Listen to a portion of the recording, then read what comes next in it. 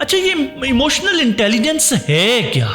गुस्सा आना बुरी बात नहीं है, लेकिन गुस्से में फैसला कर लेना यह बहुत खतरनाक है। ज्यादातर लोग आईक्यू पर, डिग्रीज पर, स्किल्स पर फोकस करते हैं, जबकि रिसर्च ये बताती है कि दुनिया में मैं बहुत जल्दी जज्बाती हो जाता था। कहने लगा कि आहिस्ता आहिस्ता मुझे चीजें समझ आने लगी, क्योंकि आप क्या जानते हैं, इससे ज्यादा अहम यह है कि आप अपने इमोशंस को हैंडल कैसे करते हैं। उससे हुआ ये कि सिचुएशंस सेम ही थी जिन पे मैं पहले रिएक्ट किया करता था, सिचुएशन सेम थी। मुझे गुस्सा क्यों आया हुआ है, मुझे दुख किस बात का है?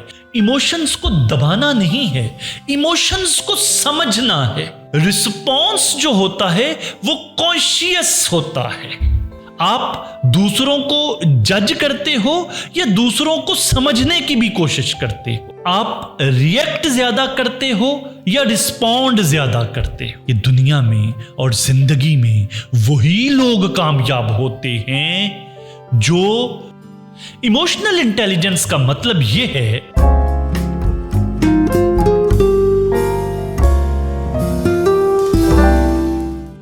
कभी ऐसा हुआ कि आपने वो कह दिया हो जो आप नहीं कहना चाहते थे, और फिर सारी रात आप उसी रिग्रेट में रहे कि यार ये मैंने क्यों कह दिया, या किसी ने आपको इग्नोर किया और आपका मूड खराब हो गया और फिर आपका सारा दिन इंतहाई बुरा गुजरा। अगर ये है तो ये मसला आपकी इंटेलिजेंस का नहीं, आपकी इमोशनल इंटेलिजेंस का है। और आज के इस व्लॉग में हम इमोशनल इंटेलिजेंस की ही बात करेंगे। फरहान और कासिम एक दफ्तर में काम करते थे, दोनों ही अपनी अपनी टीम को लीड करते थे। एक दिन मीटिंग के दौरान बॉस ने फरहान से कहा कि तुमने अपने टारगेट अचीव नहीं किए और तुम्हारी परफॉर्मेंस ठीक नहीं जा रही। यह सुनना था कि फरहान एकदम रिएक्टिव हो गया। फरहान ने एकदम रिएक्शन दिया और कहने लगा कि नहीं, ये मेरी वजह से नहीं हुआ, मेरा कोई कसूर नहीं है, ये मेरी टीम ने सही तौर पर परफॉर्म नहीं किया। थोड़ी ही देर बाद मीटिंग में कासिम से भी बॉस ने सेम यही बात कही और कहा कि तुम्हारे भी टारगेट अचीव नहीं हो रहे और तुम्हारी परफॉर्मेंस ठीक नहीं है। कासिम रुका, उसने गहरे सांस लिया और उसने कहा सर आई कैन अंडरस्टैंड, और मैं इंप्रूव करूंगा और मैं कोशिश करूंगा अगली दफा कि मैं अपने टारगेट्स अचीव करूं। बॉस ने कासिम को बुलाया और कहा कि आई लाइक योर एटीट्यूड। अब यहां एक बात समझने वाली है, दोनों की क्वालिफिकेशन सेम है, दोनों की डेजिग्नेशन सेम है। फर्क क्या है? दोनों की इंटेलिजेंस में भी कोई फर्क नहीं, बल्कि अगर देखा जाए तो दोनों की इमोशनल इंटेलिजेंस में बुनियादी तौर पर फर्क है। अच्छा, ये इमोशनल इंटेलिजेंस है क्या? इमोशनल इंटेलिजेंस का मतलब यह है अपने इमोशंस को समझना, उन्हें कंट्रोल करना। और अपने इमोशंस को जहां समझना है, जहां अपने इमोशंस को कंट्रोल करना है, वहां एन उसी लम्हे अगले के इमोशंस को भी समझना है। ये जब हम करते हैं तो इसे इमोशनल इंटेलिजेंस कहा जाता है। ज्यादातर लोग आईक्यू पर, डिग्रीज पर, स्किल्स पर फोकस करते हैं, जबकि रिसर्च ये बताती है कि दुनिया में 80% अपनी जिंदगी में वो लोग कामयाब होते हैं जो इमोशनली इंटेलिजेंट लोग होते हैं। क्योंकि आप क्या जानते हैं, इससे ज्यादा अहम यह है कि आप अपने इमोशंस को हैंडल कैसे करते हैं। एक स्टूडेंट था, मुझसे मिला कुछ दिन पहले, बहुत अच्छा, बड़ा ब्रिलियंट स्टूडेंट, टॉप ग्रेड्स।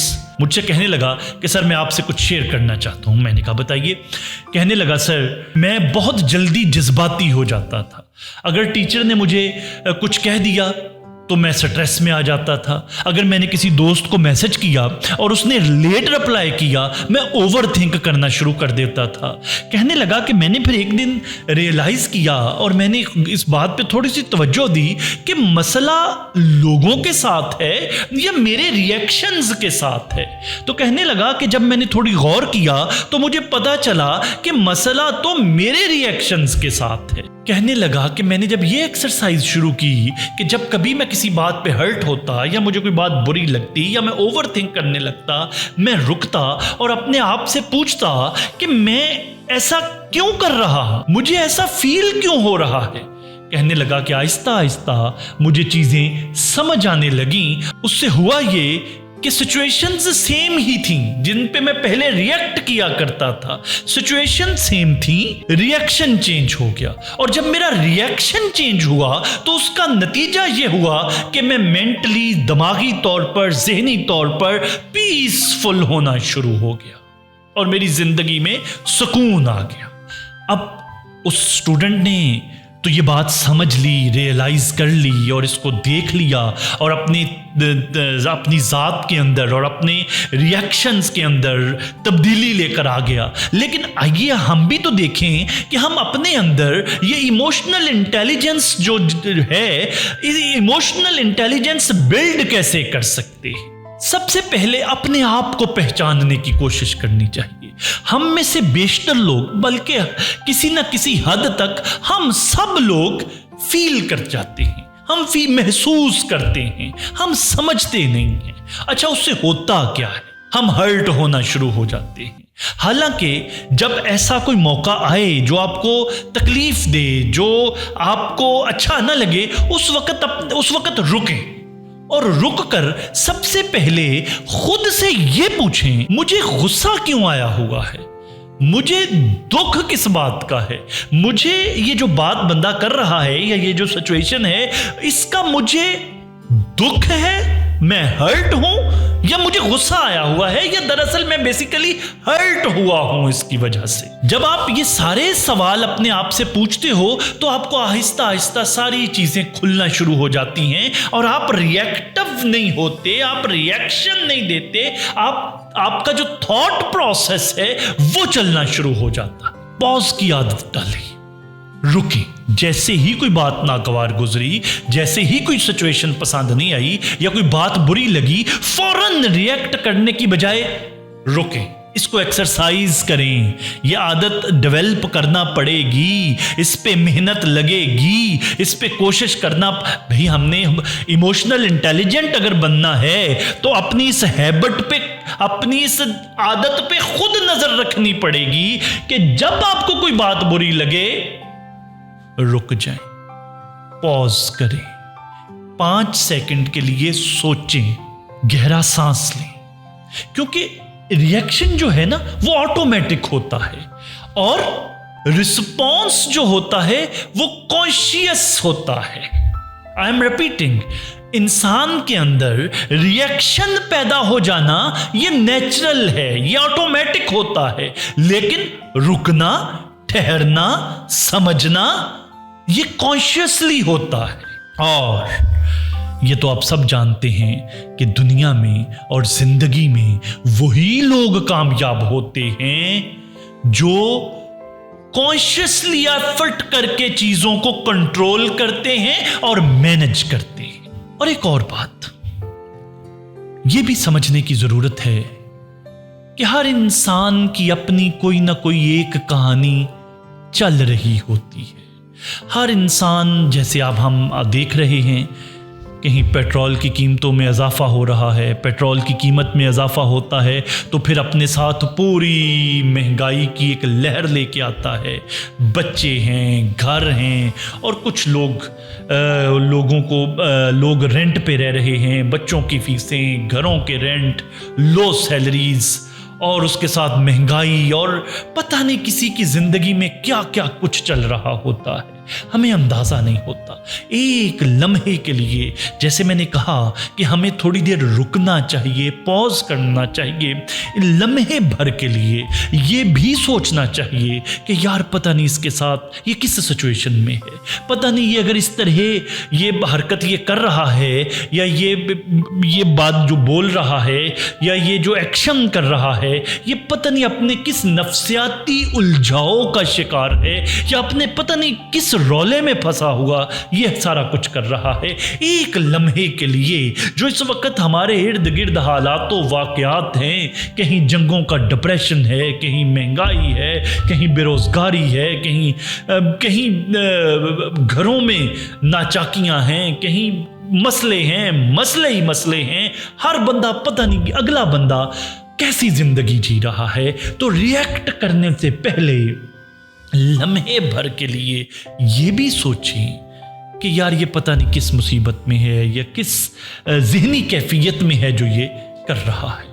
जब आप इस तरह चीज़ों को सोचेंगे और देखेंगे तो आप यकीन करें आप रिएक्टिव नहीं रहेंगे, आप चीज़ें अंडरस्टैंड करेंगे। और जब ये आप ऐसा कर रहे होंगे, इसी से तो आप इमोशनली इंटेलिजेंट हो रहे होंगे और आपकी इंटेलिजेंस जो है वो बिल्ड हो रही होगी। अच्छा, एक बात समझ लें, इमोशंस को दबाना नहीं है, रिपीट कर रहा हूं, इमोशंस को दबाना नहीं है, इमोशंस को समझना है। गुस्सा आना बुरी बात नहीं है, लेकिन गुस्से में फैसला कर लेना यह बहुत खतरनाक है। कमेंट्स सेक्शन में मुझे जरूर बताएं, आपने आखिरी दफा कब गुस्सा किया था? आप रिएक्ट ज्यादा करते हो या रिस्पॉन्ड ज्यादा करते हो? आप दूसरों को जज करते हो या दूसरों को समझने की भी कोशिश करते हो? याद रखें, दुनिया में दो तरह के लोग होते हैं। एक वो जो हर वक्त ब्लेम करते हैं, दुनिया ठीक नहीं, टाइम ठीक नहीं, हालात ठीक नहीं, उसकी वजह, इसकी वजह, फलां ने किया। और दूसरे वो होते हैं जो कोशिश करके अपना रिएक्शन तब्दील कर लेते हैं। याद रखें, आपका मुस्तकबिल आपकी इंटेलिजेंस से नहीं, आपकी इमोशनल इंटेलिजेंस से डिसाइड होता है। असल पावर ये नहीं कि आप फील क्या करते हो, असल पावर ये है कि आप उस फीलिंग के साथ क्या करते हो।